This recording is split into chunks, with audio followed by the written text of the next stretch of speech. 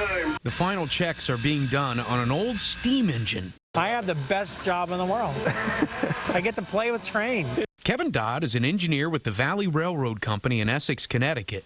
It's home to some of the oldest and most accurately restored steam engines in the United States, some nearly 100 years old. My mom used to say that I was born out of time, that I should have lived in the 1890s, 1900s, when horse and buggies and ferrous oxide equus roamed the earth. The Iron Horse. The Iron Horse. They're like a fire-breathing dinosaur. The steam engine just speaks of Americana. And it is Americana, and that is what people come here to see what America was like in 1920 and 1930. And that's what we try to bring them as much as we can. We live in an era of quiet, compact transportation. The locomotive takes us back to a day none of that was required.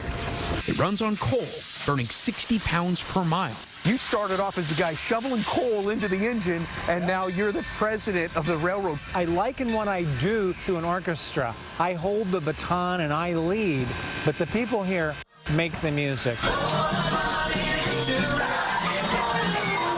These century-old cars full of laughing children are whisked away on the North Pole Express, where they meet a special guest. Santa! Santa! Merry Christmas! Everybody, Santa is here! What's it like when you see the smiles on these kids' faces?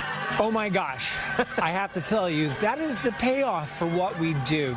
Seeing the kids keeping the traditions alive. Donning pajamas and smiles. All it takes is some hot chocolate and a few cookies to keep them warm. One of the jokes is we're going to give them sugar and cookies and send them on their way home. Yeah, how fun is that? Leave them on a sugar high with their parents at this point. Absolutely, that's what we do. We're like grandparents.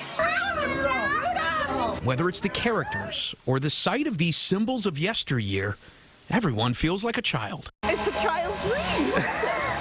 It's amazing. Isn't it real cold? I'm in such awe. I have tears in my eyes. We're going to get some dirty fingers. You can put a piece of coal in their stockings. You ask about the smiles, it's not just the kids, it's everybody.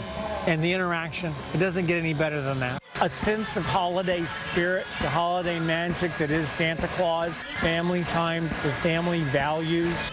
We want them to put down the cell phones, enjoy each other's company, and embrace the holiday.